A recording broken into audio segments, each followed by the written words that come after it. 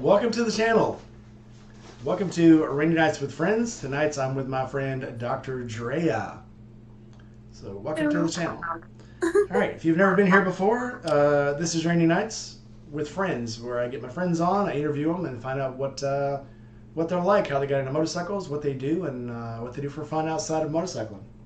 So if you like this, like the channel, give it a like, a subscribe, comment down below. The channel has t-shirts. We've got a Discord, and we've got a, what's that other thing that people pay into? Patreon. That's it. Patreon. And I don't take my clothes off, so I mean, unless I get hot and do. Every once in a while, you'll find me doing push-ups or something on there for a charity, but that's it. Otherwise, I keep my clothes on. All right, so tonight we have DrDreaaaa, who from her Instagram takes her clothes off a lot. I'm just saying, just kidding. Or am I? No, it's true. I do. I You go to the love beach a lot. You go to the beach a Mhm. lot. All right, so let's kick this off. So where are you from, and what do you ride? So I live in San Antonio, Texas, and I ride a 2025 Kawasaki Eliminator. So more like a cruiser type of bike, but sort of sporty, but not really. Okay. So how long you been riding? You're pretty new to riding, so that's exciting. We get a fresh opinion on riding. So Yeah, so I went to my MSF course in March, and then I got my bike, and I kind of basically started riding in April. Very slow, but surely. And here I am. yeah, but it's kind of turned into as a disease because I think every night now you've got 4 or 5 posts on Instagram. So you're knee deep in this shit and sinking fast. So I really am. yeah. It's So what's it like to horrible. be a new? I mean, what's it like to be a new rider? Honestly, so I really didn't start writing as much as I've been writing until like probably a month ago. And what really helped was finding people to ride with, especially as a new writer. Everything can be scary. If you're cautious like I am as a woman and a 30-year-old. But I met a friend in the MSF course, so when she got her bike, we like did a ride together, and then we ended up meeting another girl, and we started riding with her, and then our group kind of just started getting bigger, and now we have like our little biker group, and we all just want to ride, and it's like just the vibes. So I get it. It's like that. No, we won't talk about that. Yeah, it's like anything you just start on and you get into it, and all of a sudden it's exciting, and you're like, oh my god, I never knew it could be like this. yeah, I think it's mostly like community, right? Like I am one of the people that really likes to just be around other people, especially because for my day job, I'm by myself all the time. So I need human interaction. Was that mortician? I'm just kidding. I'm just kidding. All right. Yeah, it's cool when you first get into motorcycling. It's like that, an 11-year-old boy that just found out he had a penis. He's like, oh my god, I never knew about this. This is awesome. So you got some friends in here. Tell us about your friends Draco and Doubt KK.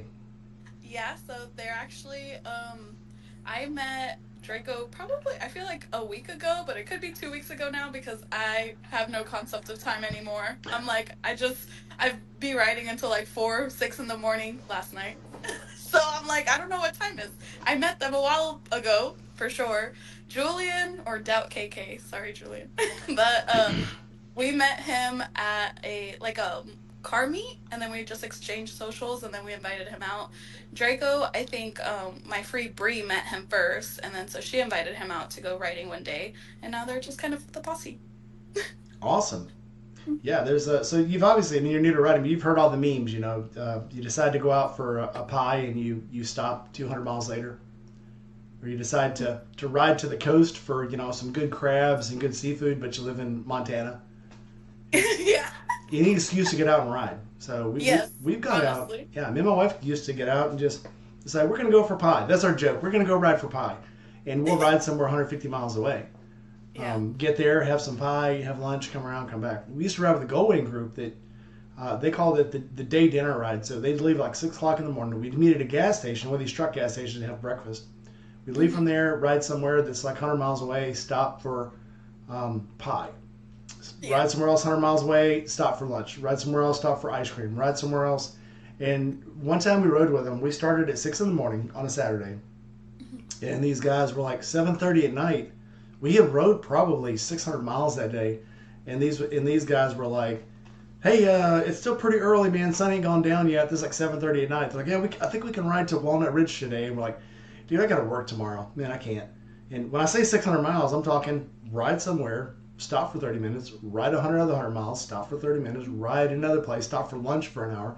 So it was literally all day long on the bike. And these guys was like, yeah, we can keep going, you know. And that's the way it was, you know. You can stop. Yeah. You can eat dinner tomorrow, you know. Those kind of guys. So it was Yeah. pretty cool. Yeah. All right. So would you consider yourself a fair weather rider or a rough rider? I would say a fair weather rider. I'm I'm still very cautious on the on riding. So obviously because I'm still new. So I will say though that once the light turns green, I definitely take off. But once I'm like at the speed limit, depending where I am, especially on the highway, I'm like the last one in the group. So I'll be like, I'll catch up, guys. Yeah, I've been that guy before. So, so I mean, so if you're out riding and it starts raining, will you stop? Nope. You'd be like, Yes. oh, yeah. Yeah, no, I prefer comfortable weather as well. And also if it's too windy, the wind likes to bully me and I feel like I'm always like getting shoved to another lane and then, I have to slow down, correct myself and I'm not a fan of that. Well, you're on an eliminator, so you've got some growing to do. But you're doing it smart. I mean, you're doing it smart. Yeah. So I've been riding since I was 15. So I started riding back in, 1985. Even before that, I was on dirt bikes. And Mm-hmm. I had to go, so I went up to bigger bikes and I went up to cruisers and intercept big bikes, so like 1300, 1200, 1100. And I had to go ride an MSF course because I was in the military. They put me on a little 500cc bike and I couldn't control it because the bike was so small. I was used to a bike, if you got in a corner and it started to lean over, give it gas and it'd stand back up. You can't do this on it was a Buell Blast, single cylinder motorcycle. And it would go to lean and I'd hit the gas and it would just drop. Oh And it's well. like, oh my God, I haven't dropped a bike in probably 10 years. And the guy's like, yeah, it's different, ain't it? When you Yeah. learn to control the small bike, big bikes are actually easy. People are afraid to get on big bikes and it's kind of nuts because it's harder That to was me last actually, night. yeah, it's harder to do real technical maneuvering Hmm. on a small bike than it is a big bike because a big bike, if you go to lean over, you can hit the gas, you know its centrifugal force is going to pull you up. Yeah. A small Hmm. bike, it's all skill, Hmm. and it's light, so it's going to slide. You don't have, a lot of smaller bikes also don't have traction control. They don't have ABS. It's all you, and that's where you learn all your fundamentals is on a small bike. Once you can master a small bike, you can move up from there. Yeah. So you're on the right track, Thanks. which sets us up for questions later, but we have many more questions before then. Yes. All right, so how did you get into motorcycles? I've honestly always had a fascination on motorcycles. I believe my dad did ride like a Harley, but I was like 3, 4 years old. I just remember like motorcycles coming by and then my dad joining him. That's like one, I guess, core memory I have. But other than that, every time I see a motorcycle, I'm like, that'll be me one day. And then I finally just prioritized it. I'm like, you know what? It's the time. I'm gonna pick up a new hobby, and I did it. And I'm so sad I didn't do it sooner, but I'm here and I'm happy about it.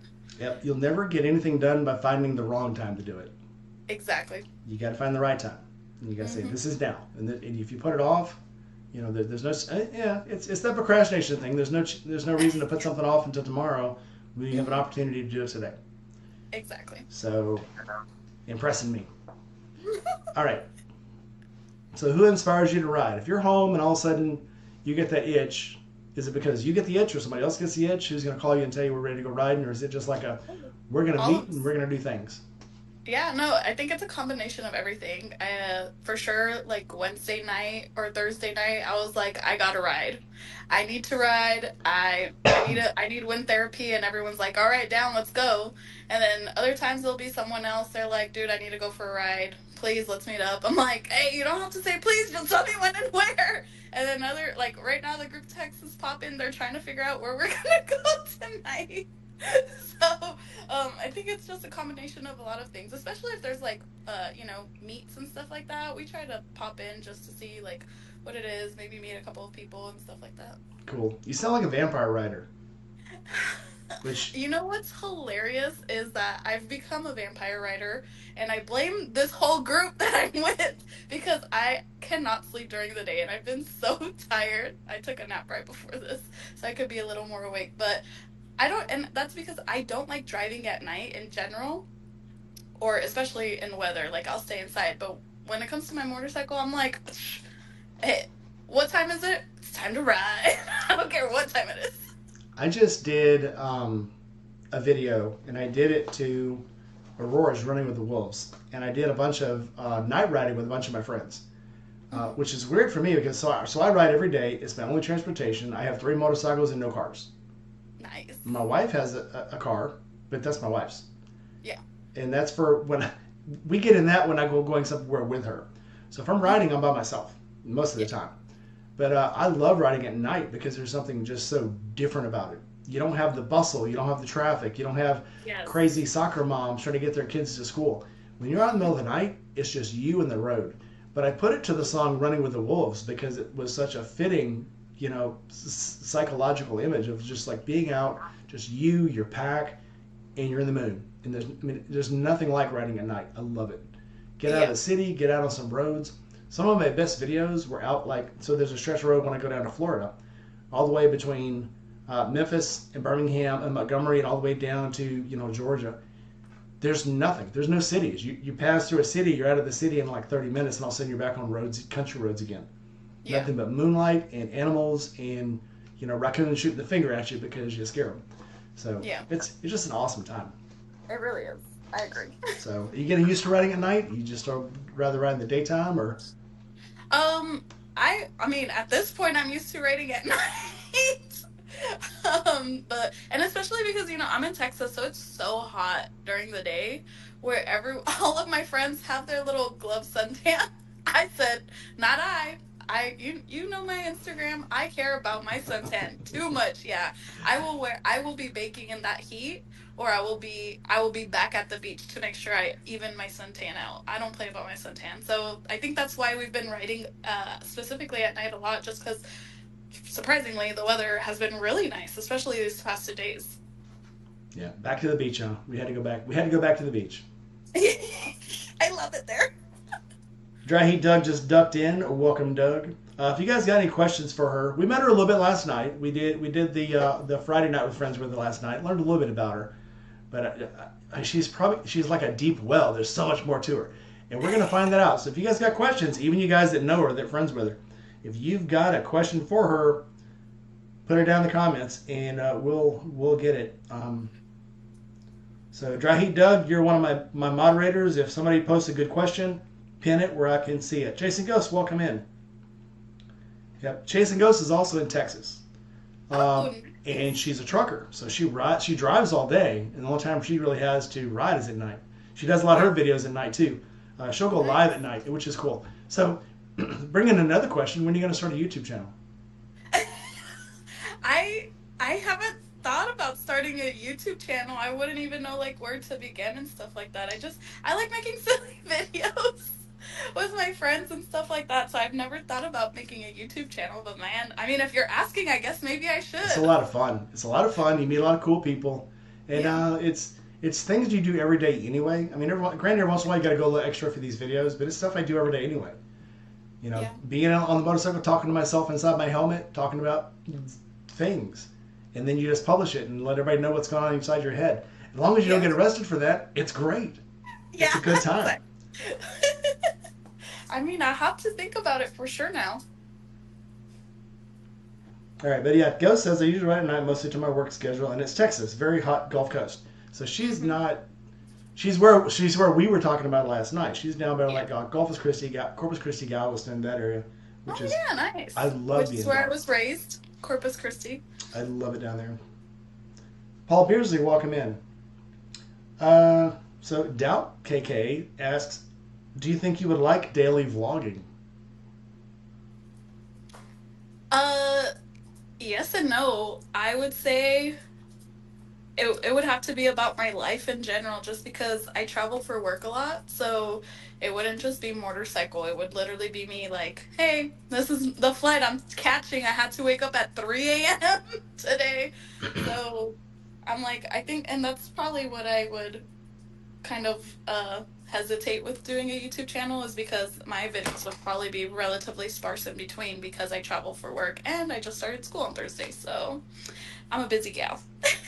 I think it'd be more interesting than you think. So I have another friend who I've interviewed once, and I'm going to interview her again toward the end of September. She just did Instagram. She had all these cool pictures and stuff, and she had these little shorts and stuff. But she Mhm. rode. She had a Royal Enfield Himalayan. And she's like, yeah, my life's not that interesting. I said, let me interview you, talk about your life. So she started talking about biking and being on a motorcycle and traveling, and realized Mhm. that she had a lot of story to tell. So long story short, she started a channel and now has more viewers and subscribers than I do. She Nice. just exploded. So now she's literally just driving around. She used to have to, it's kind of a joke. She used to travel around and have to do like photography work and housework and dishwashing and stuff to support Yeah. her traveling around the world. Now she Yeah. just YouTubes and she's Dang, making a that's killing. nice. I love that So for her. I'll have to follow her, obviously. yeah, yeah. And she's got that other thing that YouTube viewers like to see, Titties. boobs. So and that always pulls them in. I ain't gonna say I'm jealous, but man, I mean some of these girls, and I'm gonna give it, Nata. Her name is Nata on the road, Mhm. and she is good at what she does. She has a voice and a narration that just it blows me away. And she's a fantastic photographer because this is what she did.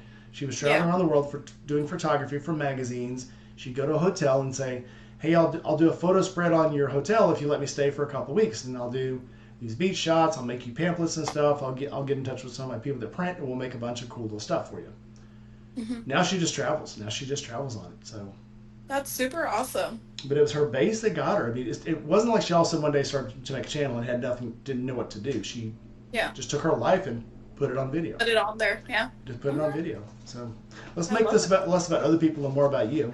So, all right.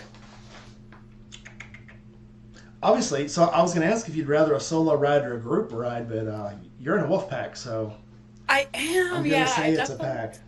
I definitely like to do a group pack ride just because I feel safer too. I always there's always that one straggler that kind of lags behind to make sure that I'm okay, or whoever the slow riders are that night are okay. Um, so it's just a nice community. Dry Heat Doug says he's following you now. Looking forward to your new experiences and eventually when she ends up on a Harley. You know what? That's funny because I want to get a sports bike next. Well, of course, it's a sports bike. We'll come back to that. We'll come back to Yeah. that. All right. Next question is okay. So you do moto meetups. What's your favorite place to meet up with people? Um, man, I've done so many, but I don't know the vibe. It just I feel like it just depends on the vibe. The main one that we do, it's called 210s on Twos. It's at the Harley Davidson here in San Antonio, and it's every other Tuesday. Unfortunately, I travel, so I missed the last one, and I most likely will miss this upcoming Tuesday, which is sad. But that it's really fun. They have like a bunch of vendors there. It's just a bunch of people on their bikes that just want to chill, and then we have a moment of silence for the riders that we lose and stuff like that. So I think that one's like the biggest one that we have in town that I appreciate the most, just because it's a little bit better organized, and you get to see all the local riders and all their cool bikes and stuff like that. I have somebody asking for your Instagram, so let me get you posted real quick here. Yeah.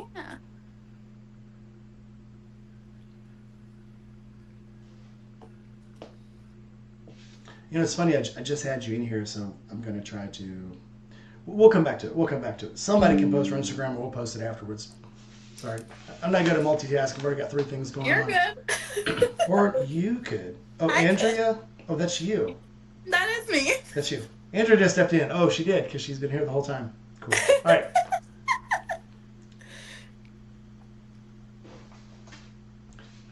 Fine. I'll search for it myself. Here we are. Oh, look, you're at the very top. All right. While I'm doing this, here's the next question, and I will get you posted. Um, so what favorite single moto meetup have you done? And that's one that like doesn't happen like every Thursday night, every bike night. It's something everybody decided to go to, and you had an awesome time. Don't think I have experienced that yet, to be What? fair. Yeah, but I will say that there is one in Bernie. That's tonight that someone sent a flyer for.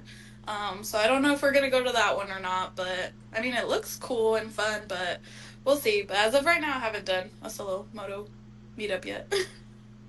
So I do a lot of charity stuff, and you'll hear a lot. You'll hear a lot in the comments about the charities. All right, I got your Instagram posted, sweet, and maybe the link works, maybe it doesn't. So yeah, I do a lot of charity stuff. So I'll do like there's some firefighters. Two of them got killed in Memphis here last month.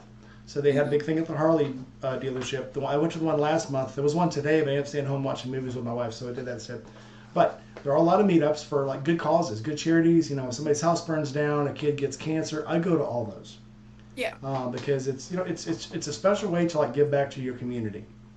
You know, I think even in the craziest places. You know, I live right outside of Memphis, and it's a crazy ass town. But the spirit of giving here is so big because you've got Le Bonheurs, you've got St. Jude's here, you've got a lot of charities here, you've got the Goodwill here, you've got a lot of food banks here. There's always something, and people always come out to support them. So Yeah. if you don't get into those things, it'd be cool if you did. Be cooler if you did. Yeah, no, and you know it's funny because Kerrville just had a flood and our FEMA is HEB. So I know that there was a bunch of bikers that went to go help, but it's more for me because I'm so busy with life. I have to plan these things and I usually find out when it's already happening. So Draco says you're going to get an H2. So I And don't think so. Dry Heat Doug, who I'll give you some background. I'm a BMW rider. I'm also a Harley rider and a Kawasaki rider, but I love my BMW, and I'll probably talk about it more and ride it more. He says don't contaminate you and talk about BMWs because I will give you a non-existent standard that you'll never be able to actually reach. I'm gonna say once you get on a BMW, there is no going back. It's like you might go ride bikes later, but once you get on a BMW, there's nothing like it. The machine, the machine is just absolutely fantastic. It's a work of art and a piece of science. You know what? You will not be. Maybe I'll be a BMW girly then. You Who will knows? not be disappointed. I promise you. I'm like, you can ask all my friends. They all know I'm super bougie, so. I love mine. So Chasing Ghost says there's no one not from Texas can pronounce Bernie. Yep. I'm from Texas and I've said it 2 or 3 different ways. It's just like so the place I live has a lot of Indian names, and I might say the same street name 3 times and say it three different ways. So Yeah. it's just whatever fits at the time. Yeah. And another one is also green. Chasing Ghosts. No one can pronounce that one. Usually. Dry Heat Doug says there's always foot fetish pictures because bike parts are expensive. Bikes are expensive. Hey, look. I have pretty feet, so if you find those people that are willing to pay, a girl is willing to sell. What? You've given them away free on your channel. I've seen. I I'm think going to start blurring them out. every beach chick has that picture of her feet on the coast in like her little toesies with the surf in the On the background. sand? It's every girl has that picture that goes to the beach. Man, I'm going to have to go look at my Instagram and delete it now. No, keep it up. Freebies. No, First one's free. the first one's free. You're right. Block you're out right. all the toes but one. Yeah. Do you want to know more? All right. So, what is the stupidest thing you've ever done on a motorcycle? Oh, that's a good question. I can't think of anything stupid that I've done because I haven't done anything stupid because I haven't been riding that long. Well, that's usually when you do the stupid shit. That's when you first get on. I can do this. I'm a great rider. Oh, yeah, no. I stayed in my neighborhood for like 2 months.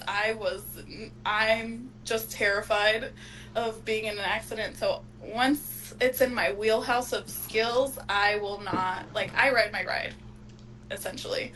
I'm very particular about that. And also, if I get hurt and I get put out of work, I'm the only breadwinner in my house. So then you will be sharing pictures. And then I will be sharing pictures, exactly. So, I don't know. I don't think I've done anything stupid. I don't know if my friends think I've done anything stupid. Me looking at the chat. Dry Heat Doug says there is going back because he went from a BMW to the Gray Ghost. So if you don't know, the Gray Ghost is like a motorcycle made of mirrors. I could never. I'm not opposed to chrome. The bike is pretty much fully chrome, And the tank, the fenders, everything. So it's kind of a throwback to the old Honda toasters, and that's why they call them toasters, because they were stupid. They look like a toaster, but they were also stupid hot. You could get a sunburn off of your own gas tank. Yeah, that's what I was thinking. I was like, Yeah. that doesn't sound like fun in Texas specifically. No, no, no. Well, he's in Arizona, so I mean, I guess if he could. Oh, it's even worse for him then. Well, he's Sure. old, so he's probably already half blind. So freaking old Navy guy. He's already on disability. Brown chicken, welcome in. All right, so how about this? How about your scariest moment on a bike? Definitely always when I'm on a highway and there's like something on the road, because especially because there's so much construction going on there and it just looks unleveled, they just like repaved a side or something like that. I'm always terrified that there's something on the road or like that I don't see something coming fast enough.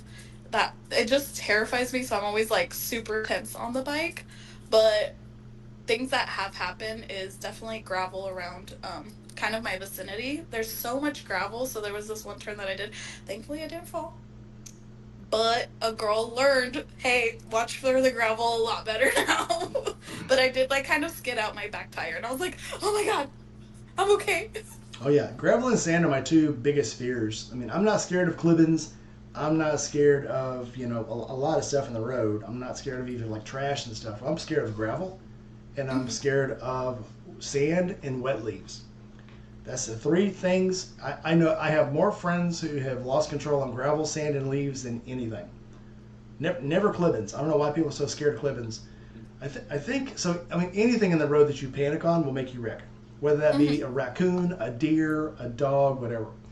Yeah. I know people that have gone full blast into a deer and just rode right through it, But if you lose control, that's what they say about any vehicle. If you're going to hit something, don't swerve because that means you're going to wreck. You're safer on the road than off of it, and that car will probably take out anything that gets in front of you. Motorcycle, pretty much too. You'll ramp anything you hit, most likely, unless it's a car. Yeah. So hang on for dear life, straighten the wheels, and Bless God bless. God bless it. God bless it. God bless. And you might make it. Yep. All right. So, what has been your favorite part of riding so far? My favorite part of riding, definitely two things. One of them is the wind therapy, because wind therapy is real therapy, and it's cheaper than therapy. So I don't know, it's just something about being on the road and just the wind just flowing through you, over you, around you. It's just so, it's like meditating. That's probably my favorite part, especially these past 2 nights that it's been really nice and cool. But my second favorite thing is just the community I've built. I feel like I have such a nice group of solid friends already, even though we've all just met. Everyone's just super awesome, and we just all vibe. So I just love the community. Excellent. Good answer. All right. So, flip side of that, what's the worst thing about riding you've experienced so far? Just drivers essentially cutting you off, obviously. So I'm very vigilant about that. So if I see someone like trying to merge in, I'm like, you know what? I'm just gonna fall back. I'm not gonna play with my life here. So that's probably the worst part. They don't pay attention. I will say, another worst part actually happened last night, and I will be calling out 2 people in the chat whenever we're riding downtown and a girl has to use the restroom. So we want to go to a gas station to go use the restroom, and they just take off. And then we're downtown at night with all the weirdos and we're on motorcycles and we're women. And then we pull up to the gas station and there's a bunch of weirdos that come up and talk to us. Wow. It's scary. Yeah, you gotta look out for your girls. I mean, that's especially, and not even just your girls, your weaker members. I'm very protective of people when we ride. So yeah, if you got somebody, I know they're in the chat, but man, if you got somebody that won't stick with you and ride your ride, you don't need them. Yeah. Yeah. Find somebody that'll hang out with you. I mean, was it hang on? Was it an accident? Was it an accident, or did it say? No, it was an accident. Okay. It was an accident. They're like, we didn't know you were turning, and I was like, I told you we were going to QT, but you know what? They had the Zoomies, and that's fine. That's fine. I should have sent them the address, but they called. They're like, "Are you okay? Where'd you go?" I was like, "We'll meet up with you in a second. We're trying to use the restroom." So it was an accident, but everyone's usually really good. They always keep up with us, and they make sure we're good. Joe the Mountain Jedi popped in to say hey. Hi. They're up in Lake City, so they were gonna have a meetup up there. Hope everybody. So he's with Buck, Key Fob, Sterling Wheel, and Sick Bastard. Man, why aren't they in the chat? They should have came in. Bastards. I'm like, I think Draco asked a question. He asked if I could wheelie, and you know very well I cannot wheelie, but I will be trying. This is my wheelie. Ready? I was going to ask, why did you see? Your problem was you went to a QT. You should have went to a Buc-ee's. There's not a Buc-ee's in San Antonio. What? I thought there was. It's in San Marcos or New Braunfels. It's not far. No, it's not far from the Sea World. Because last time I went to Sea World. I mean, we were downtown though. It's okay. like a 40-minute ride. Was it that far? Wow. Mm-hmm. Yeah, and we needed to use the restroom pronto. Mikey on Mikey, welcome in. I had another chat in here, so a question. Dry Heat Doug says, now that Miss Andrea has completed the basic MSF, is she going to try some advanced writing stuff, which I recommend, by the way. Like tricks and stuff, like wheelies? No. So in advanced writing, so every MSF course, no matter how basic it is, always teaches you something new. Each one teaches you one little tool that you can take with you, and you just keep building that toolbox up. One of the most important things that I ever learned in a class was, if you're writing, look at people's heads. You can tell a lot about what people are going to do by where their head's pointed. So if they're staring down their lap, you know they're doing something else. If they're staring out the window, if they're staring right or they're staring left, you know they're fixing to move. Yeah. So watch their heads and then kind of react off of that. Well, I wasn't planning to do anything, but now I'm intrigued, and I probably will. But probably after I'm done with school. A girl still has, or in between my classes, because a girl is busy. Yeah. What it is, so each class of bike acts a little differently. So I have taken the basic MSF twice, about 15 years apart. But I've taken a sport bike riders class, a touring bike class, a cruiser bike class, and the other advanced riding class. Each one teaches you a little more on whatever bike you're on, whatever platform you're on, because they all act differently. Take one of your friends' bikes out. This is a little different than yours, a little higher, a little longer, and they all react differently.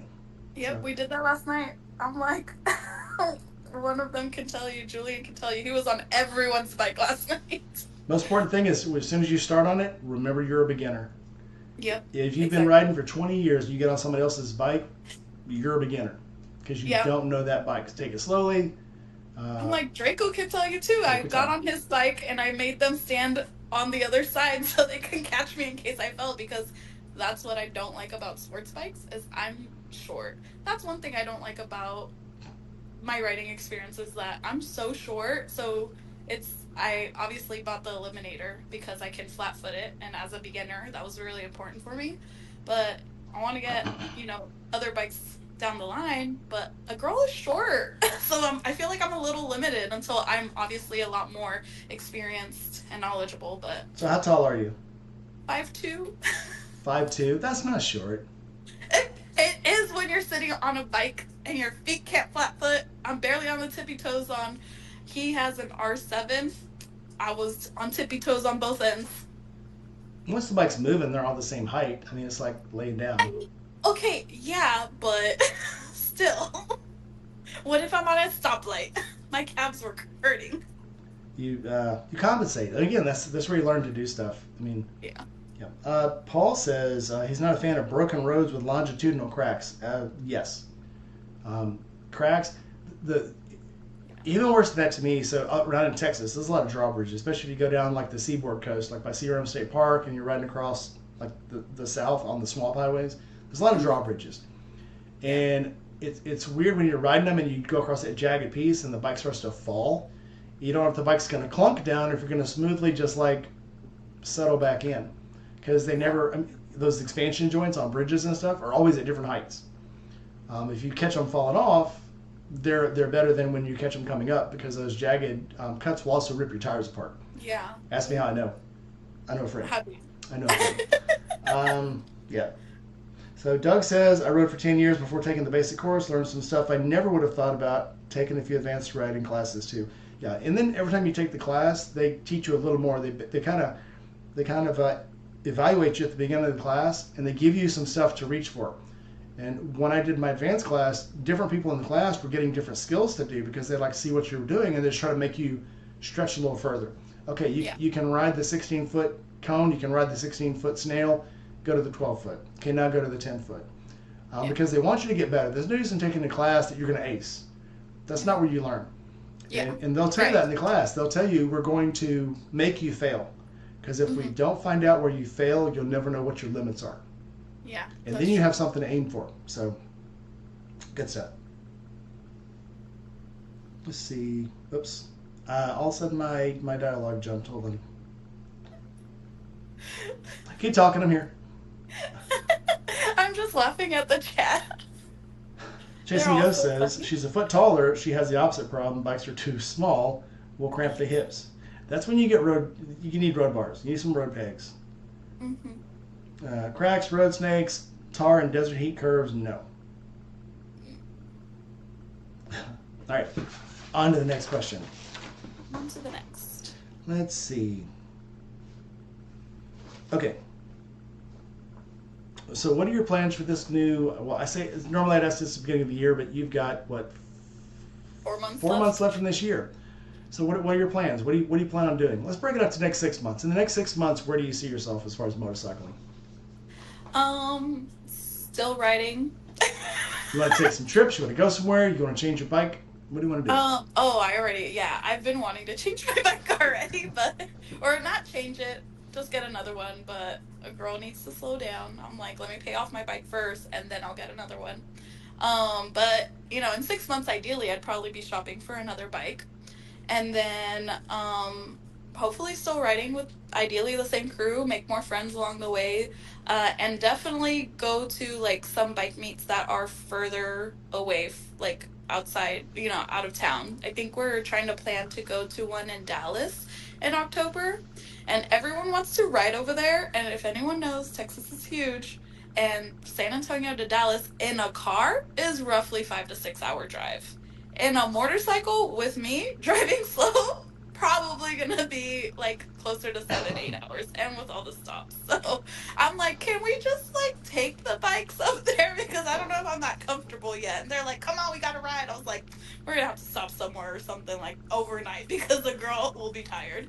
So we're trying to plan that, so that'll be exciting. But I do want to take some maybe a trip to the coast, which we also talked about. But because I'm in school, I have to just plan everything relatively in advance, because I need to make sure I do well in school. Okay. Texas is a big state. You may have heard this before, you guys in the chat, if you haven't. So on the east side of Texas, you have Orange. On the west side of Texas, you have El Paso. When you're in Orange, which is the eastern border of Texas, you're closer to the Atlantic Ocean than you are the other side of Texas. And when you're in El Paso, you're closer to Los Angeles, California than you are to Orange, Texas. That's crazy. You're right. Yeah. I don't think I've heard it, but logistically speaking, you are correct. It's 847 miles from Orange, Texas to El Paso. That's crazy. Ask me how I know. How do you know? You wrote it, didn't you? We were talking about it in one of the chats the other night. So me and my wife and two of our oldest kids, we were riding from Lake Charles, Louisiana, got into Texas, and we're going to El Paso. Once we passed San Antonio, there was nothing. So we were playing the roadkill game, which is you try to identify the roadkill on the side of the road. Because that's all there was. Which was also the first time my wife saw something, and she's like, "Oh, that's a dog." And I said, "Nope, try again." She goes, "Oh, it's a little cow. It's a goat." And I said, "No, that's a pig." And she goes, "No, it has hair on it." I was like, "No, it's a pig." She goes, "No, it's furry. It has fur." And I'm like, "That's a wild pig. It's furry, really furry." Yeah. Like a little bear. So, yeah. But yeah, there was nothing there. There's a sign once you get to the other side of El Paso, like when you pass Fiesta, Texas, probably another 20 miles out. There's a sign that says next gas stop 100 miles. Oh wow! Now this was about 20 years ago. I'm sure they put up a QT or something out there now. Yeah. But yeah, that was it. I mean, you hit the next one 100 miles away, and the next one you hit was probably another 100 miles away. And they charge what they want to on gas in those circumstances too. Yeah. Now probably Yeah. the road is because you're literally there was nothing there but people trying to, flee the law or truckers. That's all that was there. So not a whole lot of amenities, and truckers, they've got at least a full day's fuel in their tanks, and people Yeah. trying to escape the law will ditch their car and ride off into the desert. So That's crazy. everyone else, you're kind of SOL. Yeah. Chase and Go says 847 miles from Orange to Anthony. Anthony's the last town you pass. Then you're in Mexico. True. All right, let's see. So if someone so you're pretty new riding still. So if someone finished their MSF course and says, "Hey, I really want to get a bike. What bike should I get? I just passed the MSF course. I'm ready to get a motorcycle. What should I get?" I tell them to get whatever motorcycle they want as long as they can flat foot it, because I think that's important, because I feel like flat footing as a beginner is important because you just have more control over your bike. That's just me personally. That's the route I went, and I'm very comfortable on my bike now. And I feel like I could just build from there. But I would probably also recommend getting probably like at least like a 400 to like 600 cc bike. But I mean, my friend got a 750. I think it's a 750. No, it's actually a 950, I think. And she's doing fine on it too. It's a Harley Davidson, and we both did the MSF course together. So I think it's just really like how comfortable you are on the bike, period. If you like how it feels, and you're gonna be comfortable driving it, just ride your own ride. Ultimately, at the end of the day. So I had a friend. So I have a BMW K16. I have a Kawasaki 650R, and then I have the Harley Sportster. And I thought the Kawasaki would be shorter than the Sportster, but my friend on it, who actually is height challenged last night, and the Sportster is actually shorter, even with the big fluffy couch seat I have on it now. Really? So a BMW? Cruisers are no. This is the Harley. Oh. The BMW has a 33-inch seat. Oh. That's in single player mode. So the BMW has three modes. You got single player mode, luggage mode, and two player mode. And every time you change it, it actually electronically will raise the suspension up.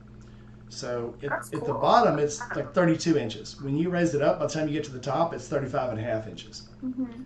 So that's a whole lot of inseam. And I'm pretty comfortable when it's on the ground. When I got it in two-player mode, I have to lean it a little bit at red lights. Yeah. And then when it's in two-player mode, don't stop. Don't stop. Just keep going. Even for me, that's pretty tall. Which is I'm looking for a shorter BMW now. Maybe a Harley. We'll see. Yeah. But yeah, it's a Harley is actually shorter than a sport bike. Yeah. Well, makes sense, because I feel like my friend's Harley, hers might be slightly shorter than mine. And I mean, mine's a cruiser too, but yeah. And then you can get a low. Yeah. So you can get a Sportster low, or you can get the Night Train low, and the bikes are a lot lower, like 27 inches. Yeah. So definitely good for you. For sure. Dowd says respect the bike and it'll respect you back. I think flat footing is only important to people who can't flat foot. No one else has to think about it. They're like, oh yeah, vertically challenged. I'm sorry. Yeah, but I think the only thing that I make fun, but the only thing that really matters to people are the things that they can't do, their challenges. So that's what people always bring up as well. Why don't you like this? Well, it's because of this. And it kind of, if you say it's power or your control or whatever, people have no power or don't have no problem with power. They're like, that's not a problem. My problem is this. Oh, my problem is this. Yeah. And by saying that, I say every bike has its own pluses and minuses and things that are going to make them difficult for someone on, or make them easier for someone else to drive. So you'll hear this a lot. Ride your own ride. You bring your own bike, and if you like it, that's your bike. Yep. And once you get on it, you'll know that's the bike for you. Exactly. That's how I knew about my bike too. So a Sportster. Here we go. All right. Fine gravel. Oh, and pulling up to red lights. That's my bane, because I'll forget sometimes to pull over to one side to get out of the center, and I'll hit an oil slick or trash or sand in the road or something, and it's always the wet spots. Yeah. Never sleep on the wet spot. It'll wreck you. Yeah. All right. All right, so here's a question for you. If you could go anywhere on a bike today, start anywhere, end anywhere on any bike you want to, where would you go and what would you ride? Man, I think probably it would just be either my bike or just a real nice cruiser. And I would like to just cruise like in the hill countries at night so I can see all the pretty stars in the sky. And then I would end up in Spain specifically so I can go and just go eat delicious food. Okay. I love hill country, by the way. Yeah. Until I'm hanging off the side. Even some of the mountains I've hung off of, they've been enjoyable, although the worse the terrain, the worse the corners, the worse it is to try to enjoy it. I hear people talk all the time about, I want to ride the tail of the dragon, or I want to ride the spine of the dragon. Those roads aren't that dangerous. They're not that challenging, and I don't know why people want to go to those roads. If you want a challenging road to ride, not look, but to ride, go to Arkansas, right on the side of one of the mountains out in Crowley Ridge, because there's no guardrails. There's not even a white line on the sides of some of the roads up there. And like Tail of the Dragon, if you slide off that road, you might hit the side of a mountain or you might hit a creek. If you ride off the pig trail that's on the way to Eureka Springs, the next land is about 600-700 feet down, sometimes more. So if you fancy yourself a rider and you want to get something challenging, go there. Oh, yeah, no. There's a bunch of back-to-back 10-mile-an-hour curves there. And, yeah. But I see people. I used to ride Tail of the Dragon just going to West Virginia because that was how you got there. And it was no big thing. And all of a sudden one day it was a big thing. It was a huge thing. Mm-hmm. So it was like, yeah, just saying. But you're on roads. I would rather ride something comfortable, something cool, and I can see stuff and I could actually enjoy the view than to ride something just because you're trying to ride it fast. Yeah. And be dumb. I agree with that for sure. Yeah. I mean, don't get me wrong. I like to go fast too sometimes. Well, if you want to go fast, go to the track or get where nobody else is. Yes. That's my thing. Double K says, what are the requirements to be on the podcast? You have an interesting story. And disregarding my last 3 interviews, you don't actually have to have boobs. But you got to have an interesting story, you got to be able to ride, and you got to enjoy riding. He does. And that's about it. I mean, he's the class clown of our group. How long you been riding? I know he's been dirt biking for a while, and then I think he just started riding recently with a motorcycle, I think, but he's dirt biked like his whole life, from what I recall. So Jason Ghost nailed it. The requirements to be on the interview are have a bike and ride it. There you go. That's pretty much it. I'm not picky. I mean, I like interesting people. I've had a couple people that I've interviewed that turned out to be kind of jerks. And but still, I mean, sometimes those interviews are okay. But I'd rather have somebody nice that just wants to ride and be and is a cool person. Oh, he's definitely a cool person. And I've only deleted one interview, and I won't tell anybody who it was. But the interview was so bad, I was like, I'm not keeping this interview. I've even interviewed someone that was so fucking drunk she couldn't stand up straight and kept falling down. I kept that interview because it was kind of a cool interview. I was kind of pissed about it at the time, but she was not ready to be interviewed. Yeah. And, but I kept that one because people wanted to watch it. So I was like, okay, cool. Yeah. Hey, do it for the views. Do it for the views. Do it for the dubs. Neil, we're talking about Neil. Did you get out there and ride today, or did you hide from the monsoon humidity? It's been stupid hot here and stupid humid, but we still been kind of getting through it. I actually had a couple of my friends that say they're not riding right now because it's just too hot, and I'm like, come on. I'm like, I ride when it's real hot. I'd be taking off my helmet and just dripping down sweat. Oh yeah. I'll in this head, boy, I was taking my helmet off and I could feel the sweat running down the back of my neck. But I would rather be, and I've said this before, especially in the heat, you get in a car is about 150, 140, 150 degrees on the inside. It takes about 15, 20 minutes for it to cool off. As soon as you get on a bike and start moving, you're cool. You get the wind. And you're not, if it's 100 degrees, you get on the bike, it's still 100 degrees. If you get in a car, it can sometimes be, 50 degrees hotter. So Yeah. I would much rather be on a bike than in a car, especially in the heat. The cold is kind of a 50-50 thing, but I'd rather be in a car. You're as cold as the car is, and it kind of hangs on to that coldness. When I get on a bike, especially up here, the lowest it gets here is maybe in the 20s. If I bundle up while it's still warm in the house, I can ride all the way to work, which is about 30 minutes, and still be warm when I get there, even if it's like, high 20s, low 30s. Yeah. Plus, I have heated grips. BMW. Oh, well, yeah. BMW, baby. That definitely helps. But yeah, I mean, there's ways to get around anything. Granted, I've had no luck on ice one time. Ice did bite me in the ass one time. But because I had so much cold weather gear on, I barely felt it. It did give me a concussion, but the rest of me was very awesome. So. Yeah. Well, let's not talk about that. I just changed my mind. I didn't like that at all. All right. Let's see. Paul Beardsley says, $1 million highway in Colorado is impressive with no guardrails. I've seen that on other people's videos. I have not rode it. And I do think I want a different bike before I do that one. I think I need to be on something other than the BMW for that one.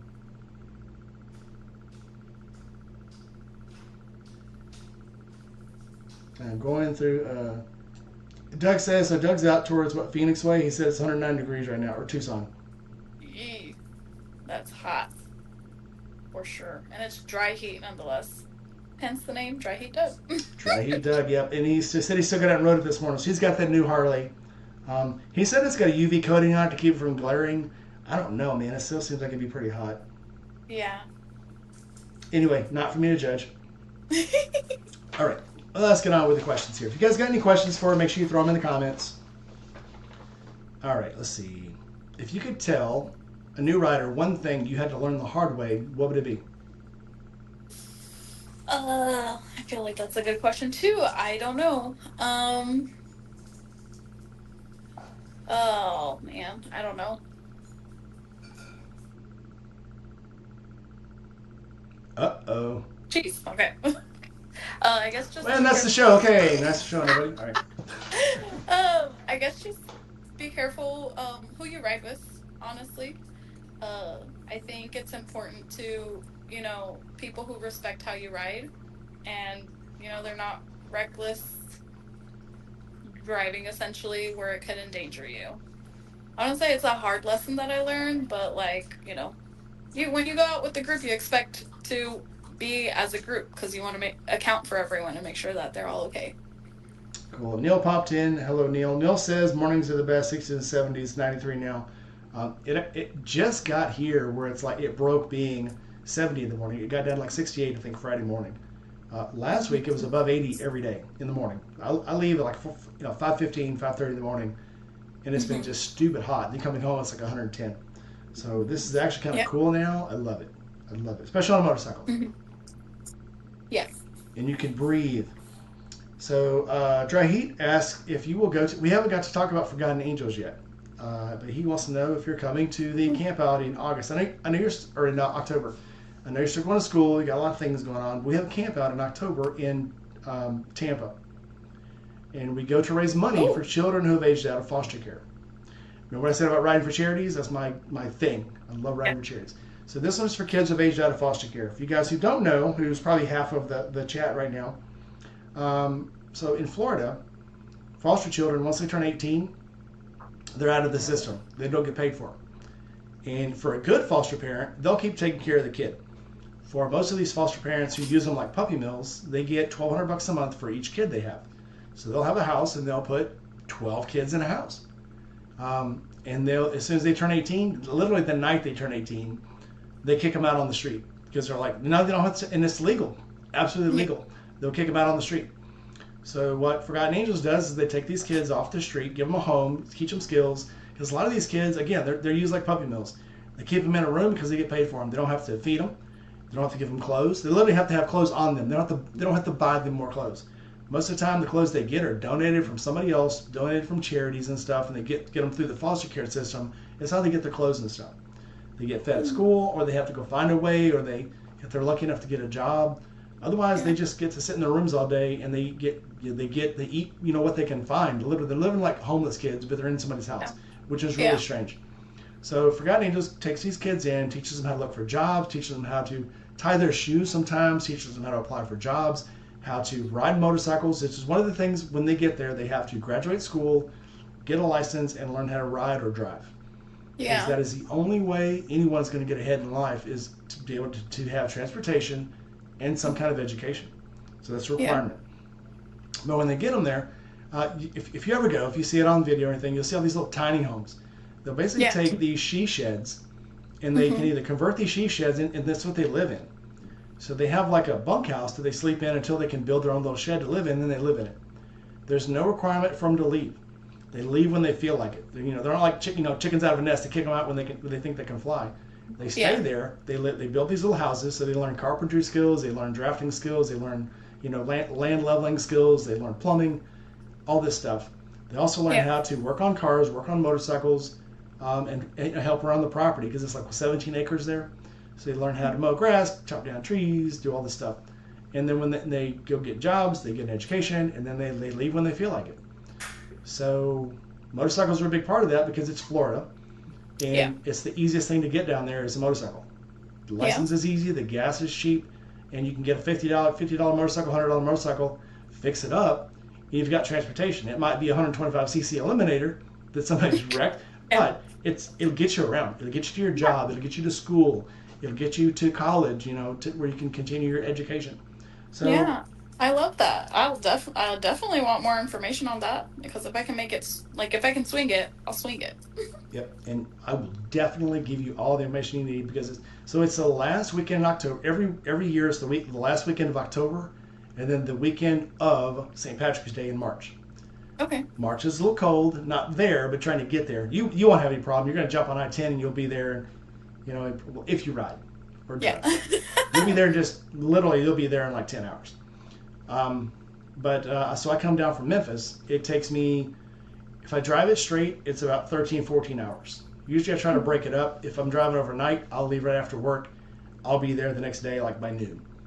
Okay. So I have Gma Rides, who was on last night. She's riding with me this time. She's coming down from Washington State. She's going to stop here, bug me for a day or two, and then we're going to ride down together. So that'll be fun. Paul Beerley says they're man caves, not she sheds. I stand corrected. Tomato, potato. Tomato, or okay. Tomato. Tomato. No, I like that tomato, potato. I like that. I'm gonna use that again. All right, let's see. Yeah, it's a great organization. It's a great place to spend your money. They also raffle off motorcycles. That's another way they raise money. I've seen them raffle off trucks. They've raffled off snowmobiles or ski-doos. One year they raffled off a truck and a matching motorcycle. They get a lot. They have grand prizes every year. So the big prizes go at the October camp out and the March camp out. All through the year, if you go on ForgottenAngelsFlorida.org, you'll find they're giving away right now. They're giving away a chopper, and a really nice one. They've given away anything from 70s choppers to 80s sport bikes to 90s Gullwings. They do a lot of raffles there, and it's cool stuff they give away. And they always fix them up really nice before they go. Before you take off on them, make sure they run. Mm-hmm. So, Dave's Dream, welcome in. That's my uncle. It's your uncle. That's what it says. But Doug says he'll try to break up the 32 hours of riding time there too. Yeah, that's when you find out how big this country really is when you try to ride across it. Yeah. Oh my gosh. It's much different on a motorcycle. So you definitely have to get a bigger motorcycle before you come. I digress. Let's see. Let me make sure I'm not missing anybody's comments. So Doug, I hope that answers you. She's thinking about it now. So we're going to try to pull her in, make her one of the clique, one of the cult. Yeah. They did raffle off a house. They raffled off an entire house one time in Tampa. That's awesome. And I think the guy opted to take money instead of in lieu of the house, because Tampa's a great place. The job market there is pretty good, but it costs a lot to live there. So I think the guy just decided to live somewhere else. Now, when I retire, shit, I'm in Tampa.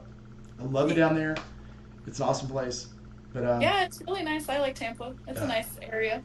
Yeah, my wife's actually from that area, so when I say we're going to retire there, that's not a joke. It's happening, yeah. All her friends are there. Yeah. All right, back to the questions. Let's see. What's one thing people may not know about you? Um, I guess I'm divorced. It's not I something didn't know everyone. that. See, success. Yep, I'm divorced, and I'm working on my doctorate degree in public policy for clinical research and regulatory. I guess those are the two things that you won't really know by looking at my profile unless you stalk me all the time. I don't even have to stalk you anymore. I mean, I was gonna stalk you and look at your feet, but now I just like I know everything about you. No Yeah. use, no use in stalking you now. Wait a minute. Are you a politician? Okay, No. making sure. No. That's No. the end of this interview. See you. Bye. You're like, and that's enough. No, no. I have a cousin who actually works for a big senator, and everybody hates him. I'm not even going to say who it is, but Yeah. no, I have nothing against politics, politicians, whatever. It's the people I hate, not the politics. Yeah, So yeah, I agree. And I'm getting my doctorate in public policy to hopefully in the future help affect public policy around just the healthcare system. That would be like my ideal, I guess, goal in life with that degree. I encourage that.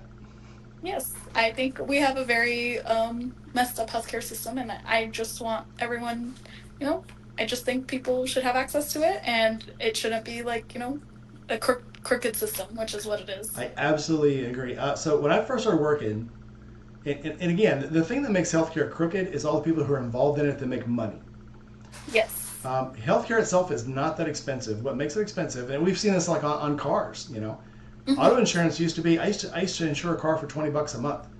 Yeah. Once they started throwing big politics in it and big, Hmm. CEOs and stuff, all of a sudden now you're not going to insure a car for less than $120 a month. That's cheap. Exactly. Yep. The same thing with health insurance. I used to, my insurance when I was single, I worked at Motorola. It was $5 a month for health insurance, and the company literally it wasn't that much. Now, I mean, shit, it's $1,000 a month for health insurance. It's crazy.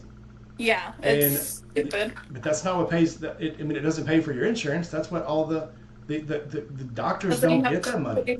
Yeah, yeah. it's insane. And it's like a rig around the rosy too. I've been in the healthcare system.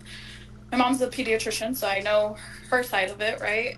But I've also worked in the healthcare system since 2016, so I see like the struggle with insurances and stuff like that, and I'm like, I just I just feel like people should be healthy. Period. End of story. Up here, they call those big hospitals the Church of Health, Yeah. because long gone is the country doctor who can work out of his clinic and actually help people.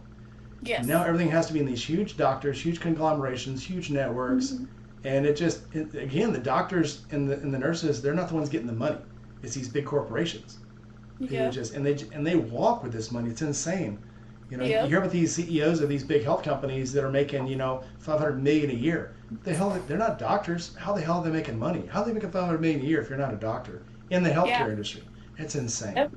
It's all the rejections Yeah. to cover procedures. Yeah. And I'm also in the doctor world too, and they have to do peer-to-peer review to get procedures accepted.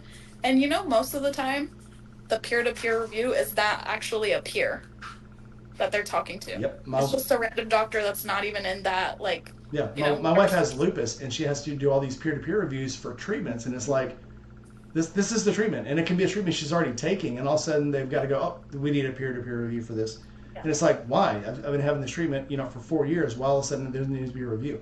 Same thing with pharmacy. Yeah. I'll go to fill a prescription now. I'm an old man now. I need my prescriptions. I can't. I used to say I didn't need them, but Yeah. now it's like, oh, we need a doctor's review on that. We need a physician's referral on that. And it's like, this is a medication I've been taking for 20 years. Why do I need a physician's referral for a medicine that I need? Yeah. And it's like, Exactly. and it's not like they're going to ever say no. It's just the time thing. They just drag it out, and it's weird. And I've noticed that whenever there's a physician's referral, they drag it over the first day of the month for like one day, and then all of a sudden it's like, oh, now it's approved. What is it Yeah. about the first day of the month? That's something you could dig on when you're doing all your little policy crap. Why do they try to make everything drag over the first day of the month? And it's got to be something for. It's money. It's got to be money Metrics related. yeah, It's got to be metrics money and related. right. Yeah. Where they can fix their what's it called? Crap. What's the crazy class you used to take in high school? where you basically you doctor the numbers to make things look like a certain way. Statistics? Statistics. Yes, statistics. Yeah, probably. They just got to make sure that they're making money at the end of the day. That's all that matters. Unfortunately. Yeah. I digress. Back We in my day, digress. gas was 29 cents a gallon. Yeah, screw you, Doug. You're as old as I am. All right. Back in his day. Back in my Coke day. was 10 cents. Actually, Coke was really cheap back in my day. Yeah, that's what Doubt KK said. Back in his day, a Coke was 10 cents. Yeah, well, I remember back when you could still take bottles back. Yeah, you could get 5 cents or 10 cents for a bottle, depending on how big it was. So literally, the Coke inside the bottle wasn't worth that much. It was the bottle that actually cost that you could think was worth something. Anyway, I digress. Let's get back to motorcycles. Let's make this less about all us old people and more about you. All right. Okay, if you could buy any bike right now, but you had to own it for the rest of your life, you wouldn't have to ride it every day, but you just had to keep it. What bike would it be? I don't know. I don't know that. I'm just a girl. I don't know that much about bikes, but a Ducati. Hold on. Ghost, are you still in the chat? Because she's just a girl, too. I'm just going to say. Also a girl from Texas. I just started, to be fair. But you have to have your eye on something. I would like to get a Ducati. What kind? I don't know. I don't know what kind. I just know a Ducati. I don't know why. It calls my name for some reason. Well, do you like your Eliminator? I do like my Eliminator, but I do want a sports bike. Might I suggest the Ducati Scrambler? Okay, I'll look into it. Look into the Ducati Scrambler. If you like that Eliminator, you'll like the Scrambler. Oh, all right. It's kind of they consider it an off-road bike or an enduro bike, but it's like a cruiser bike with Navi tires, with a lot of power. Okay. And again, you don't have to put Navi tires on it. They just sell it like that to make it look cool. But it's a very comfortable bike. They're really neat, a lot of power, and it's a very comfortable ride. Yeah. Unless you keep the Navis on it, then it probably would suck on the highway. Yeah. Either way. All right. Yeah. Dry Doug said she did not just say I'm just a girl. I'm calling Gma. Oh, you're lucky Gma wasn't in on this. She would give you No, you should ask my friends. That's my excuse for anything if I don't know something. I'm just a girl. Instead of saying I'm just a baby, I say I'm just a girl. Leave me alone. Dowd says for having fought in both world wars, he's a very handsome guy. Yes, I am. I fought in a lot of wars. Jeez, so I retired from the Navy. I worked for the Army. Was in the Navy. Figured that one out. So yeah, it's kept me young. It's all the blood. All right. Here's a question for you. What bike would you want to ride just once, knowing you could never afford it or ride it again, or it might even kill you while you're on it? What would you want to ride? I don't know. It might be because of cost, because of rarity, or because it's a bike that you have seen all your life and just wanted to get on it. What bike would it be?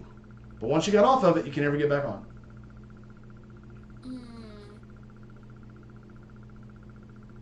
Man, I just don't, I'm still learning all the names of the bikes and stuff, so I don't know, but let's say, you know what? I'll just say the R1 just because I'm so short. I'm probably never going to be able to ride that bike comfortably, so I'll go with that one. Death by R1. I'll take it. Dad says the one you sat on last night was thrilling. Was that the R1?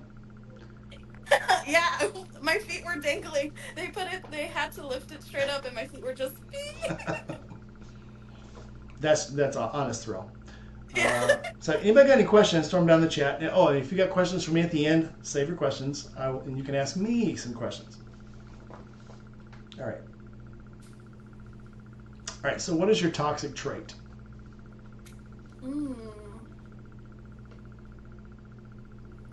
Dave's Dream said he would like to ride the Ghost Rider bike. Nice. I would say always being right. Because I always have to be right, and I am always right. Okay, I'll accept that answer. Even though you're mostly wrong about everything. Bike-wise. No, Look, I'm a scientific person, so I I can comfortably say that if I don't know something, I don't know something, and I will refer to an expert or someone who's more knowledgeable. However, when I'm right, I am always right. Good answer. I'll accept it. I'm just giving you beef. But still. All right, let's see. What is the one thing you will never take a road trip without? Oh, if it's on my motorcycle, definitely a portable charger. Gotta make sure everything's charged up. Gotta listen to my music, tunes, GPS in case I need it. What's your bike doesn't have a power port? It actually does, but you know, you never know. So two things I always put on my bikes is a power port and a battery charger, a battery tender port, where you can plug it in. Always. And if you have a charger port for your battery, for like a battery tender, they sell it looks like a little lighter that plugs into that also has two USB ports on it. Oh, nice. So when I get to campouts, I can plug in not only to the power ports, but they don't work when the bike's not running, so I can plug them directly into the battery and charge all my junk. Nice. Now you know. Now you know. Okay. Dry Heat Doug wants to know, what pressures should your bike have? Do you know? No. Did you ever even check? I thought you went through MSF. I did. And you know what's hilarious? My front car tire is actually pretty low. And yeah, you know what? I'll check my tire pressure today. I promise, guys. Two things you should always check, or three things really, on your motorcycle. You should never get on that motorcycle to ride until you've checked the oil level, the gas level, and your tire level. Because those things, not so much, gas will make you run out of gas in a weird, obviously hostile place. Ask me how I know. And running out of oil will blow your engine up. And running out of air will cause you to wreck and also maybe blow up. Yes. So always check. The other thing people always talk about, do the T-clocks. That's all important, but there's those three things you should never.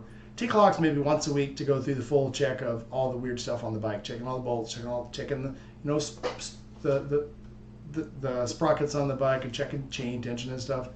Mm-hmm. But your oil, your air, and your gas, you should never even get on that bike and take it out of the garage unless you check it. Yeah. All right. Noted. Do you have a visitor? Oh, it's my dogs. Did your dog just fart? It sounded like an old lady who was asking if you're all right. It was a ball. Oh.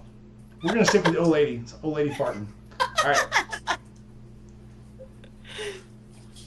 Okay, let's see if you know enough about motorcycles for this question. What is your favorite motorcycle from a movie or TV series? Oh, the Ghost Rider motorcycle. That one's so dope. And you turn into a skull. Which one? The one with what's his name? Cage. Nicolas Cage one? Yes. No. The new one is a little weird. The new one's a little strange. I haven't seen the new one. I'm gonna have to watch it. Don't bother. Don't bother. It's so dumb. If you're gonna have a stupid character in a movie, I'm just gonna say this, 'cause I do love Nicolas Cage, but you've got to be pretty crazy to be a crazy character. Nicolas Cage fits that perfectly. He always plays just the dumbest, weirdest, most misunderstood character. And for Ghost Rider, he was perfect. Yes, he was. I really like that movie. Plus, he's always angry. I love it. All right. I agree. Good bike. Okay, last question. Everybody else start throwing your questions in the comments. First, Doug asked if your bike has a chain or a belt, and how do you check for tension? Okay, we're just going to say, does it have a chain or a belt? It has a chain. I know that. Do you know how to check for proper tension? No, but my friends will let me know. If you start hearing it jump, then it's too loose. Okay. Yeah, well, to be fair, one of my friends has a very loose chain, so I know how that sounds already. Yeah, always look at the chain is always going to look loose while you're riding it because of tension and speed and stretch and stuff. But yeah, always check the tension on the chain too. Yes. At least once a week you should check the chain tension. Okay, I will start doing that. All right, last question. I'm learning so much here. Last question. Who would you like to ride with from the past or present? Could be somebody still alive, somebody that's passed, someone from the way past. Britney Spears. Okay, and here's the why. Why Britney Spears? One, she can't ride a motorcycle. I love her. She'll probably stab herself. I love her. Crazy. I don't care. Look, she's the one celebrity that I am a ride or die for. I love her too. I wouldn't ride on a motorcycle with her. She'll probably jump off while you're moving. Jesus. Or she'll just be vibing. You know? No, she's. Oh my God, she's. Yeah, I love Britney Spears. Don't get me wrong. I love Britney Spears, but God, she has gone off the fucking deep end. It's because just she's been suppressed, and now she has control of her life again. So I feel like she's going through her official teenage years. That's what I'm chopping it out to be. But I do love her, so that would be. I just feel like it'd be fun. And if we had Cardos and she'd just be singing and vibing, I don't know. It's a vibe for me. She would be cool to hang out with. But again, I don't know. I don't know if I'd want to put her on a motorcycle though. I don't know. I feel like it'd be fun. Maybe just drive her around and she can be on the back. That way she can't do anything dangerous. Yeah. Also, yeah, I'll get a sidecar for her.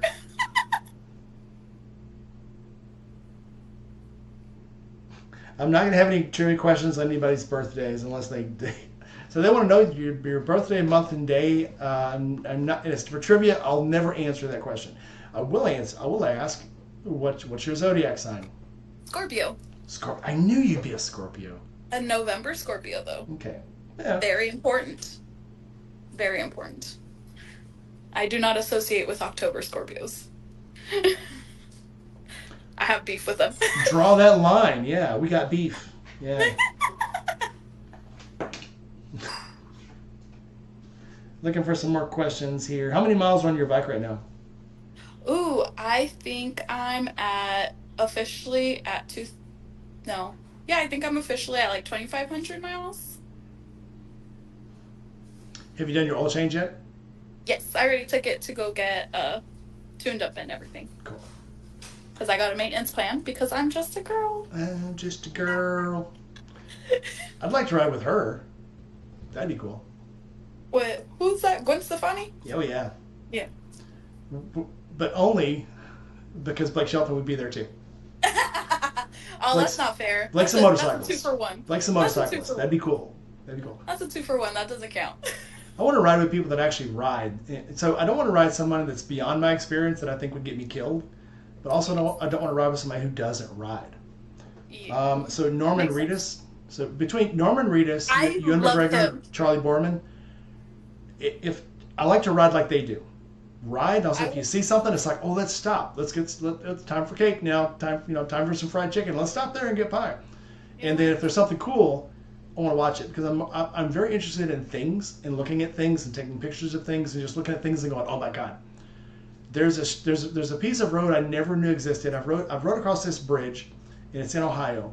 I've rode across it. It's like between Ohio and Kentucky, and it's called the Florida Valley. And I've drove across it probably, I don't know, 10 times. I rode across it on a motorcycle twice, and both times I was riding across it, I was like, how did I ever miss this? How did I not know this thing was here? Because you notice things on a motorcycle you would never see in a car. Cars are boring. Cars are drum. Cars will slow you down, dull your senses.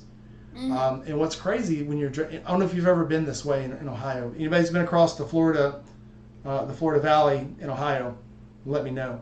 But it looks like you're riding over the top of a jungle.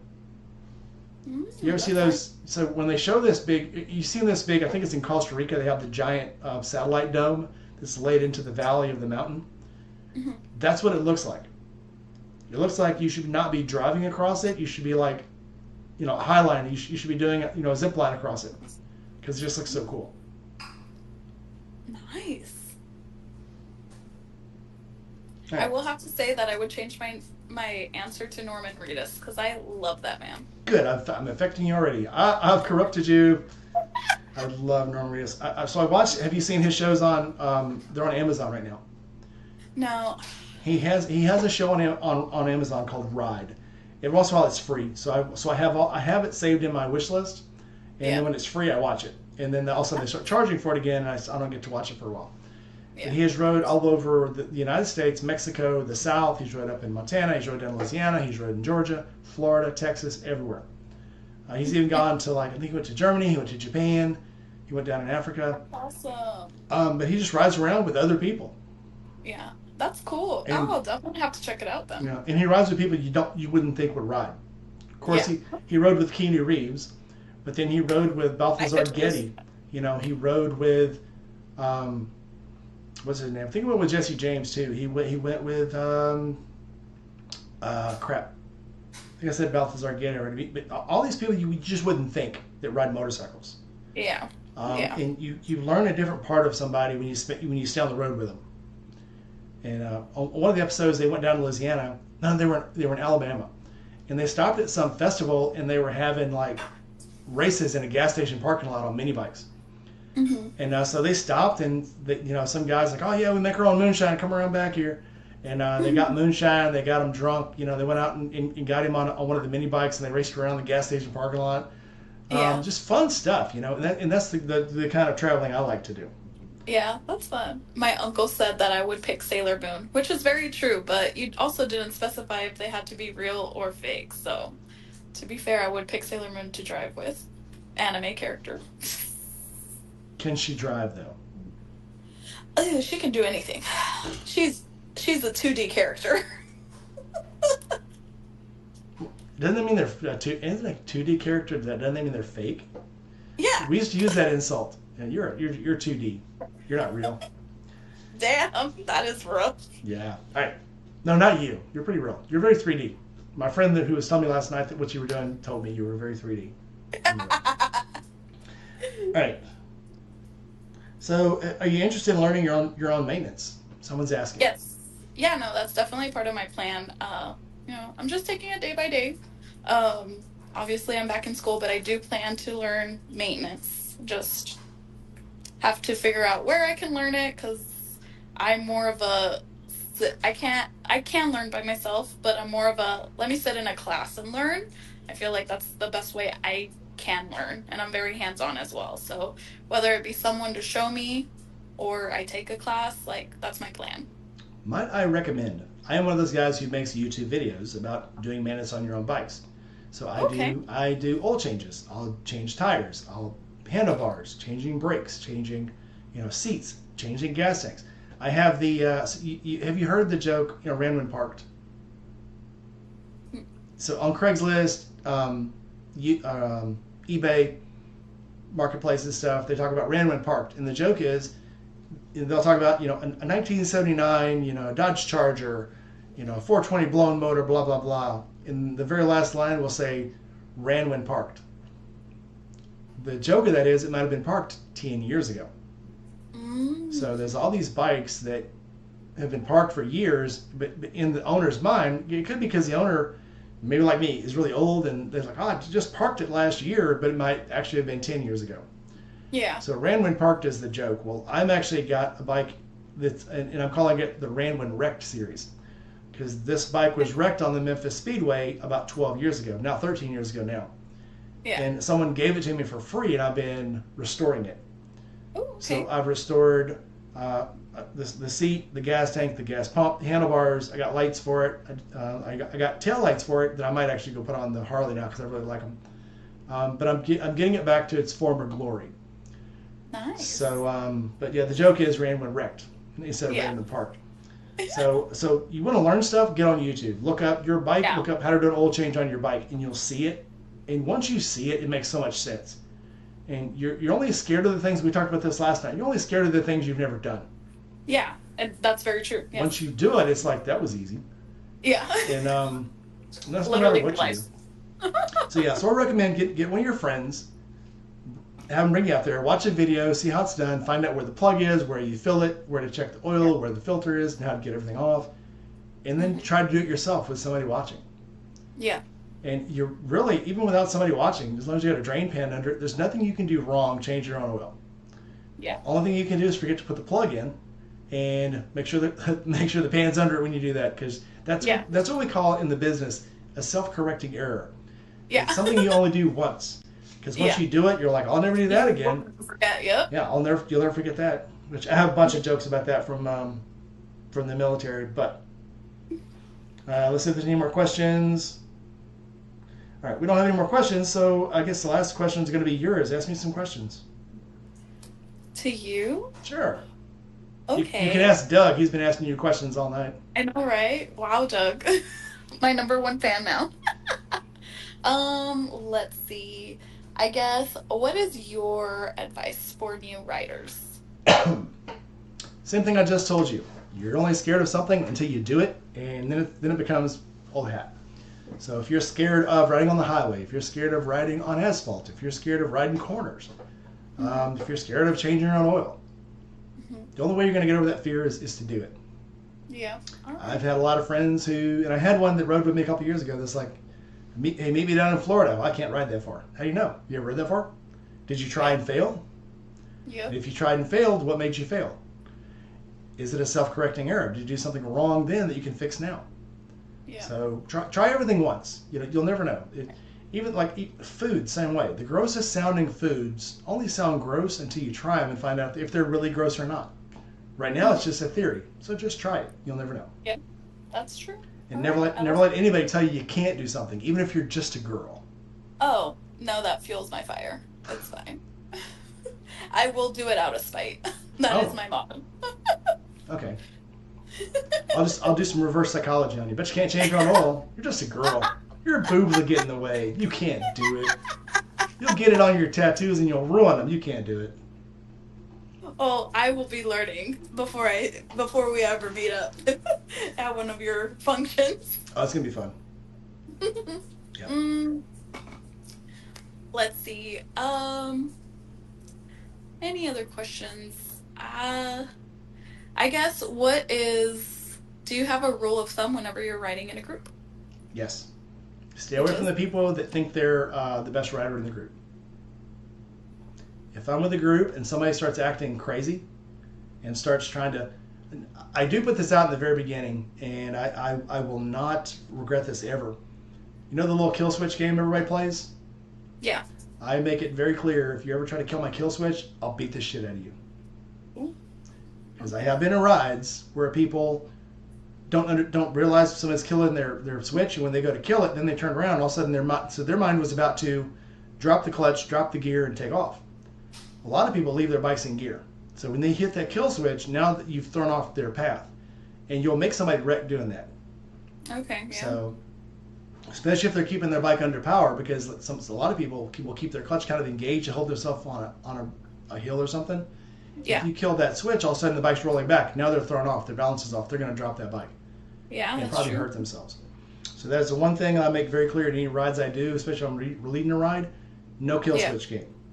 Don't ride around people. Don't try to pass people. If you need to pass somebody, make sure they know you're going to pass them before you try to get around them. Because, again, I've seen it so many times, especially with a few newer riders in the group. They'll get to their side, and then they'll kind of start drifting, and then they'll forget what side they're supposed to be on, and then they'll just try to adjust to the rest of the group. And then somebody Yeah. behind them will think, oh, I'm going to pass him. I'm going to get around this sucker because they don't know what he's doing. And it's just as they start to pass them, then that person decides they want to be on the other side. So Yeah. never pass anybody. And Yeah. always ride staggered. Yes. That one's a big one for me. Always I'm ride always- staggered. I do not want anybody handlebar to handlebar with me. We're not Yes. CHP. Don't do it. Do you know why people ride staggered? Yeah, just in case someone has to brake, Exactly. you don't run right into them. Well, that way everybody has an exit path. Also that, yes. So you're not boxing someone in. So if somebody's got to brake left or brake right or whatever, they've got that path, or you're not right beside them blocking them. Yes, for sure. Good advice, good advice. I appreciate it. And then what's one hobby that you have that you like just as much as riding bikes? Oh, Or if nothing. not almost as much? Hobby. Or something that you just do. I like troubleshooting. So I'm a mechanic by trade, Okay. and so I like getting into things I can use my mind on. Okay. I like video games. I like watching cool sci-fi shows. I like reading. Yeah. But I think, as far as satisfaction, probably reading. I love reading books. Me too. What are you reading right now? I am back and forth on two books right now, but one of them is called When the Moon Hatched. And it's a Sarah very, Parker. yes, I've restarted this book 3 times because it's like just so slow and so much story building, but I hear it's really good. So I just have to get over that story building hump that a lot of, fantasy books go through. And it's starting to pick up, so I'm excited. But there's just too much going on. So it's a slow read for sure. I get it. So if you're reading a book and it starts to become a slow read, do you throw it away and go to another one?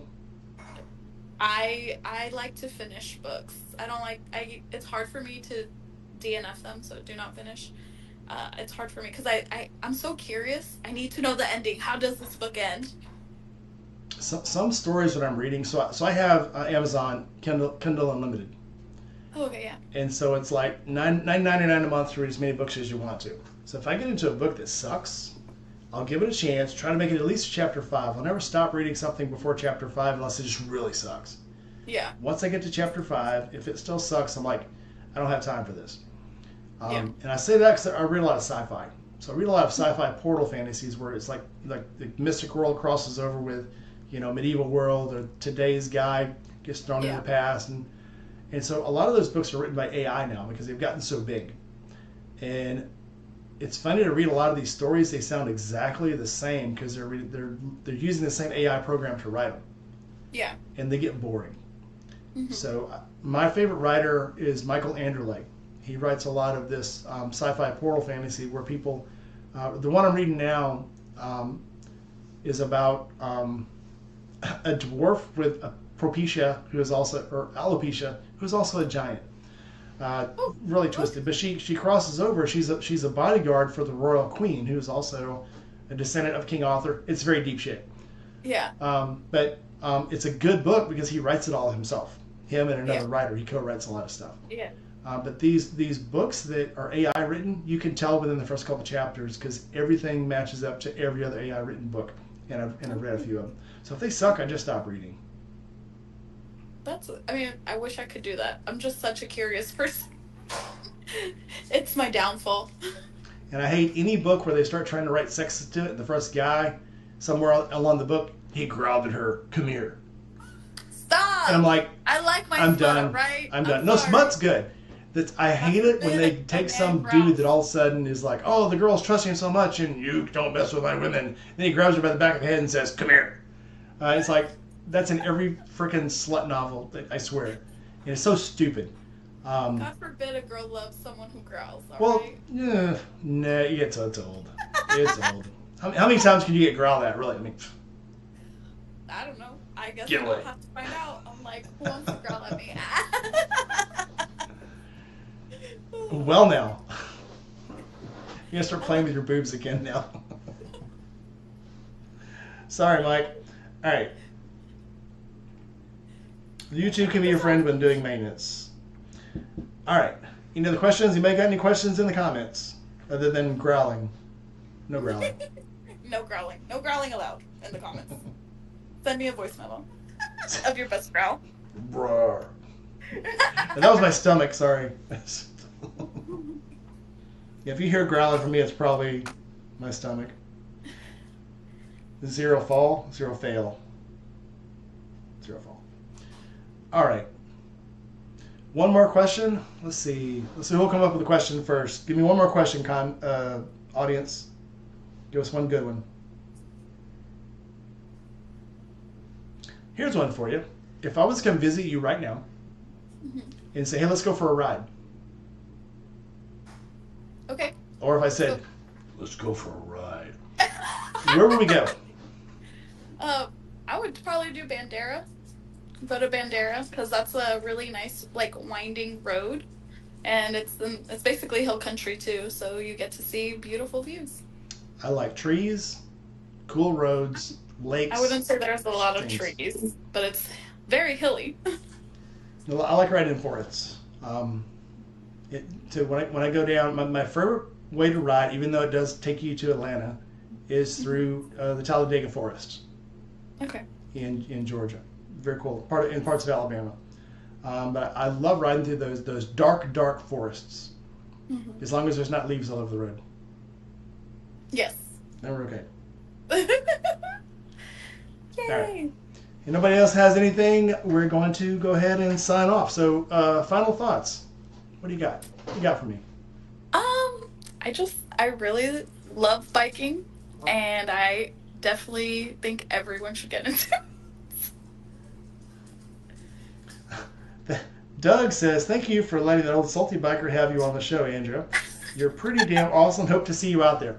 So stay in touch with me. Don't lose yourself. Yeah. Every Friday night, if you have the link now, the same link I use, and Doug will be there sometimes if he gets home in time. Yeah. So, no, I'll definitely hop on if, I'm not drowning in homework. If you're not drowning in homework, we'll be good. Yeah. Love you too, Doug. Thanks, All right, Doug. so let's go with some exit music. Exit music. We gotta find some exit music. My final thought, as always, is if you can be anything, be kind. Give every book a chance, at least until the 5th chapter, and then if you still feel like throwing it away, screw it. Yep. All right, so like, comment, subscribe, hit that bell. Oh, I hit the wrong button. This one. All right. Like, comment, subscribe, hit that bell, and I will see you guys on the next episode.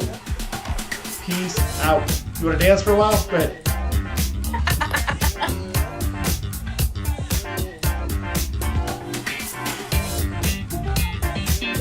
Bye, everyone. See you next week. Bye.